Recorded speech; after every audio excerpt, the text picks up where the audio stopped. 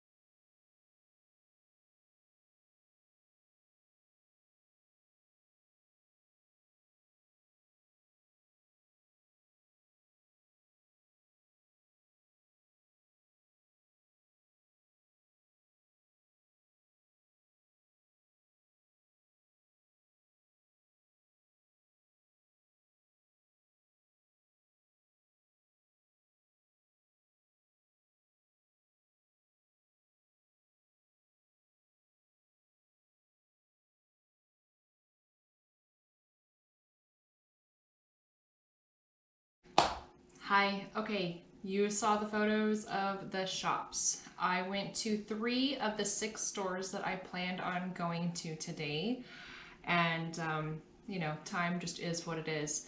So as you can see, there are tons of empty shelves. It's kind of random what was and wasn't missing. Some things that were available at one store were unavailable at another. I think the pictures speak for themselves. So I wrote out some of my thoughts just to kind of go over them really quick. There's a lot of information out there on the interwebs about why this is going on. I have a really just short list of things that are being talked about online, perhaps in the news, perhaps in people's individual videos like this one. So, reasons why our shelves are more and more empty.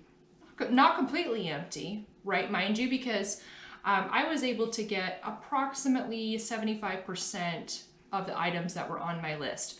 I had to go to 3 different stores in order to obtain those things, and some of the brands were very off brands, not brands that I'm accustomed to. I'm sure the products are fine. So are the shelves empty? Yeah, kinda, but there's still food and supplies to be had. So some of the reasons for this: restrictions on manufacturing, right? COVID infections, we know that, I mean, I'm just not even going to go into that, okay? We're all COVID fatigue right now. Mandates and regulations. I'm not going to go into that because I can't. Cargo shipping restrictions. If you're curious about that, do yourself a deep dive. This is not a deep dive. This is just a public service announcement, okay? Lack of dock workers, factory workers, and truckers. There's a myriad of reasons for that, and most of them are due to the other things I just mentioned. Swapping human dock workers for robotic ones. That's an interesting one. I have not done a deep dive on that, but a lot of people are talking about it. You would think, though, if you had this rollout of implementing a robotic system that you would still keep humans online, you know, right until all the kinks were worked out. Yeah, I'm sorry, that excuse doesn't fly with me. Other countries are still experiencing lockdowns, right? So we are interconnected, our country to most of the other ones. So it stands to reason that if, you know, another country that we receive a lot of goods from is on lockdown, that's going to affect us too. Oh, or on the same token, other countries would be affected by our lockdowns, but right now we're not really experiencing that.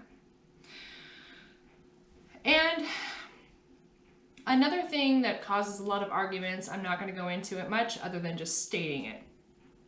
The balance between government assistance here in the United States and being gainfully employed in the light of the other restrictions that I just mentioned. I'm in Washington State. This is a blue state, right? Our state offers quite a bit of government assistance. We are having a horrible time with our local businesses trying to find employees. Where did they all go? Where did the people go? Are they all on assistance? Kind of hard to think that. Washington State, sure, there's a few people that would rather be on assistance than be gainfully employed, but by and large, we're hardworking people in this state. So what happened? Why can't we find people to fill these jobs? That, my friends, is a whole nother video that I don't know if I have the bandwidth to do with you or not. Not because of you, but because, you know, I got the homestead and all that.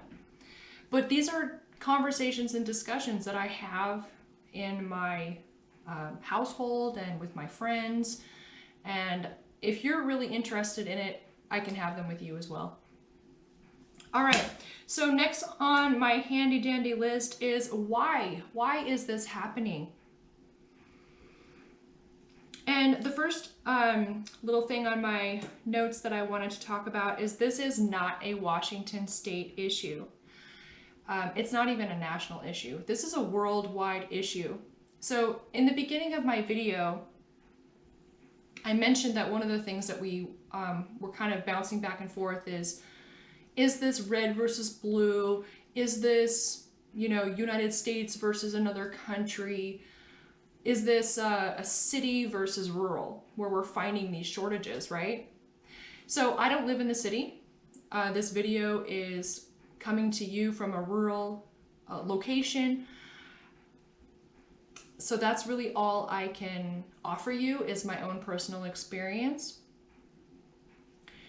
But there's tons of other people out there that are talking about this issue all across the country, all across the world, in nations where free speech is still allowed. So I encourage you, if you're curious, to just keep on listening to other people's perspective, other people's experience. And I mean, if you've got a YouTube channel, like, you can post what's going on in your hometown too. I'd be curious to know, you know, what's your supply chain looking like right now. Next point is that really it's pervasive that no one seems to know who to believe, what to believe, who to listen to, who not to listen to. There's a lot of confusion going on right now. There's a lot of distrust with maybe your typical last 10 years, typical venues of receiving information and knowledge, which makes it really hard for those of us who want to know so desperately what the heck is going on in the greater world, right? And this is why we need to come together and we need to have these conversations and we need to share our actual experience, share in photographs, share with real true data. So my final point on the issue of why, you know, I talked about all these different reasons, right? About, you know, like how this came about and why this is happening. But at the end of the day, as a nation and as a world, collectively, the human race has a character flaw, a huge character flaw. The problem is that there is a purposeful campaign, not just in this country, but across the world, to silence the truth and to perpetuate disinformation, to call the truth a lie. If you're watching this right now, chances are you've encountered that. I don't even know if this video will stay up. I try really hard not to cross boundaries that ought not be crossed on these platforms. I respect the platform. I respect the people who watch my videos. And I try really hard to speak the truth in a way that will be received well. Really presents itself in greed, pride, and control. This is not a problem that we can solve as individuals on a wide scale, right? The best we can do is truly get your house in order. Get your affairs in order. Wake up every morning and ask yourself, am I being a good steward of my time? Am I being a good steward of my body and my resources? Because collectively, not just as this nation, not just this state, but as a world, as our entire planet, by and large, we have not been good stewards of what we have. And it has resulted in this complete lack of a solid infrastructure. You know, we are capable as a people of handling a pandemic where at least 90% of the population recovers without having what we're seeing today. And I think you know what I mean when I say what we're seeing today. Not just the empty shelves, but the general fatigue of being a basic human being toward one another. Collectively, you guys, we are not nice people. We are not doing things for the greater good of one another. We are doing what's best for me, me, me. And yes, you should look out for yourself and look out for your family, right? You should get those covered. Those bases should be covered first. And then your priority should be, what can I do for my neighbor? What can I do for my friend? And even, what can I do for my enemy? And I'm not coming to you today with any hippy-dippy, this is all going to work out fine. No, this is not going to work out fine, you guys. This is never going to be the same. Your life is not going to ever be the way that it was 3 years ago. Okay?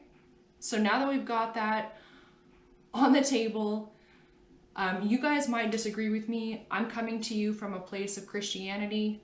I'm not judging you, whatever your faith base might be. I'm going to give you a couple of pointers moving forward. And we can just be done with this video, right? It's long enough. If you've made it this far, congratulations.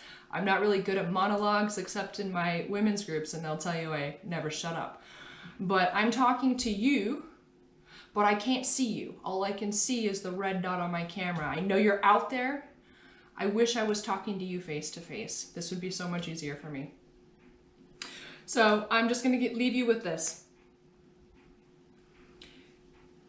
Learn a new skill that makes you less dependent on your local grocery store. And when I say local grocery store, I'm not talking about your farmer's market, okay? I'm talking about what we saw today with the Walmart, Costco, Target. There's nothing wrong with shopping there. They have great things. I'm not trying to erase the importance of these shops in our lives. What I'm encouraging you to do is learn something new. Do you know how to grow food? Do you know how to suture a wound? Do you know how to take care of animals? Other than like your cat or your dog. Like, do you know how to take care of a cow or a pig or chickens?